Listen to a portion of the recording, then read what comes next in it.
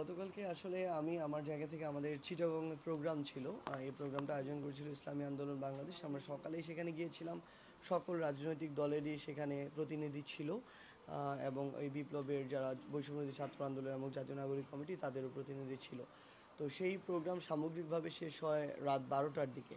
তো তখন হঠাৎ করে সোশ্যাল মিডিয়াতে এসে দেখতে পাই যে আমাদের রাজপথের সহযোদ্ধা যারা আমরা আসলে কাঁধে কাঁধ মিলিয়ে আমরা 18 কোটা সংস্কার আন্দোলনেও ছিলাম, আমরা এই অভ্যুত্থানেও ছিলাম। আমাদের ভাইয়ের উপরে এই একটা মানে অনাকাঙ্ক্ষিত এবং অপ্রত্যাশিত এরকম একটা আক্রমণ হয়েছে এবং এই বিপ্লব পরবর্তী সময়ে যদি আমাদের কোনো একজন বিপ্লবী ভাইকে রক্তাক্ত হতে দেখা যায় এর চেয়ে কষ্টকর আর কিছু হতে পারে না আর কি। তো সেই ভিডিওগুলো দেখার পরেই কিছুক্ষণ পরে আবার দেখতে পেলাম যে যারা এটা আয়োজন করেছিল ওই প্রোগ্রামটি জাতীয় বিপ্লবী পরিষদ, তাদের যিনি আহ্বায়ক খোমেনি এহসান, উনি একটা পোস্ট দিয়েছেন। যে পোস্টে উনি বলেছেন যে সম্ভবত এটা যে সামগ্রিক পরিকল্পনা এই আক্রমণের এটার সাথে আমি জড়িত। তো আসলে তার যখন এই কথাটা আমি শুনি তখন আমার মনে হয়েছিল যে মানে এটা সম্ভবত একটা ওহী নাজিল হয়েছে, যে এই ওহীর আসলে কোনো সম্পৃক্ততা পৃথিবীর কারো পক্ষে আনা সম্ভব না। আপনি ভাইয়ের সাথে কথা বলেও দেখতে পারেন যে এটার বিন্দুমাত্র কোনো সম্পৃক্ততা হওয়ার কোনো সুযোগ আছে কি না, বা তাদের সাথে আমাদের সম্পর্কের জায়গাগুলো কীরকম।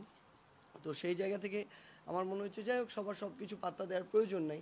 খুব স্বাভাবিকভাবেই যদি এটা ভালোভাবে তদন্ত করা হয় কিভাবে এটা হলো, কারা এটার সাথে যুক্ত, সেই সত্যটা বেরিয়ে আসবে এবং আমরা চাই বেরিয়ে আসুক। কারণটা হচ্ছে যে এভাবে অনাকাঙ্ক্ষিত ঘটনা আজকে একটা ঘটেছে কালকে দুইটা ঘটবে, এগুলো তো এভাবে চলতে পারে না। সো এই বিষয়ে আমরা মনে করি প্রশাসনের আরও স্ট্রিক্ট হওয়া প্রয়োজন। কারণটা হচ্ছে এভাবে ছোট ছোট ঘটনাগুলো থেকে বড় ঘটনার ধীরে ধীরে তৈরি হয় আর কি।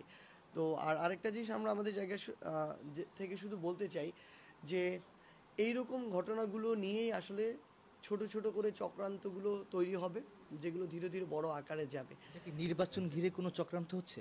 দেখুন, এরকম করে স্পেসিফিক সরাসরি বলে দেওয়া যায় না নির্বাচন কেন্দ্রিক কিনা, কিন্তু যখন ওই জাতীয় বিপ্লবী পরিষদের কার্ডে আমরা দেখেছিলাম যে এখানে লেখা আছে জুলাই বিপ্লবী ছাত্র জনতার উদ্যোগে গঠিত প্রথম রাজনৈতিক দল জাতীয় বিপ্লবী পরিষদ, তখন আমার শহীদ পরিবাররা যখন আমাকে জিজ্ঞাসা করে জুলাই ফাউন্ডেশন সাধারণ সম্পাদক হিসেবে তারা সেখানে যাবে কিনা, আমি তাদেরকে স্পষ্ট ভাষায় একটি ভয়েস মেসেজ দিয়ে বলেছিলাম যে দেখুন, আপনারা কেন একটা রাজনৈতিক দলের হয়ে যাবেন? আপনারা তো পুরো বাংলাদেশের, আপনাদের ওই রেসপেক্টের জায়গাটা পুরো বাংলাদেশের মানুষের কাছে আছে। আপনারা যখন একটা দলের এরকম কোনো একটা দলের হয়ে যাবেন যারা নিজেদেরকে রাজনৈতিক দল হিসেবে ঘোষণা দিচ্ছে অলরেডি এবং বিপ্লব পরবর্তী প্রথম রাজনৈতিক দল, তাদের হয়ে গেলে আপনারা একটা পক্ষের হয়ে গেলেন। বাকি রাজনৈতিক দলগুলো তখন তাদের জায়গা থেকে মনে করবে যে আপনারা তাদের প্রতিপক্ষ হয়ে যাচ্ছেন। সো আমরা এই আহত যোদ্ধা এবং শহীদ পরিবারের মধ্যে এই বিভাজন চাই না। আপনারা একটা প্ল্যাটফর্মে থাকবেন, আপনারা যে কোনো যদি প্রোগ্রাম করতে চান, আপনাদের দাবি তুলে ধরতে চান, শহীদ মিনারে হোক, সোহরাওয়ার্দী উদ্যানে হোক, যে কোনোখানে হোক, আমরা আমাদের জায়গা থেকে বৈষম্যবিরোধী ছাত্র আন্দোলন হোক, জুলাই শহীদ স্মৃতি ফাউন্ডেশন হোক, আমরা আমাদের জায়গা থেকে সহযোগিতা করব। যেই প্ল্যাটফর্মও এখন আপনাদের জন্য কাজ করে যাচ্ছে বা যেই প্ল্যাটফর্মের নেতৃত্বে এই অভ্যুত্থান হয়েছে, তো সেই জায়গা থেকে এটি বলেছিলাম। সম্ভবত এই সূত্র ধরে ওই পরিষদের যিনি আহ্বায়ক খোমেনি এহসান, উনি এই কথা বলেছেন।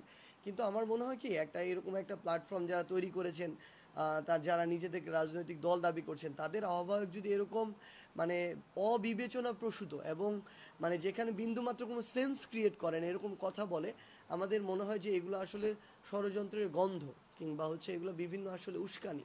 তো আমরা আমাদের জায়গা থেকে মনে করি যে এই ঘটনাটা একটা সুষ্ঠু তদন্ত হওয়া উচিত। আজকে আমাদের ফারুক ভাইয়ের সাথে হয়েছে, কালকে আমাদের সাথে হবে, অন্য কারোর সাথে হবে। এগুলো বন্ধ হওয়া প্রয়োজন এবং এগুলোর বিচার হওয়া প্রয়োজন। এবং আমরা আমাদের জায়গা থেকে আমাদের ভাইয়ের, স্পেশালি আমাদের এই অভ্যুত্থানের একজন গুরুত্বপূর্ণ সহযোদ্ধার সুস্থতা কামনা করি। আমরা বিশ্বাস করি আমরা যদি ইউনাইটেড থাকি তাহলে আগামীতে এরকম যে কোনো অনাকাঙ্ক্ষিত ঘটনা আমরা প্রতিরোধ করতে পারবো।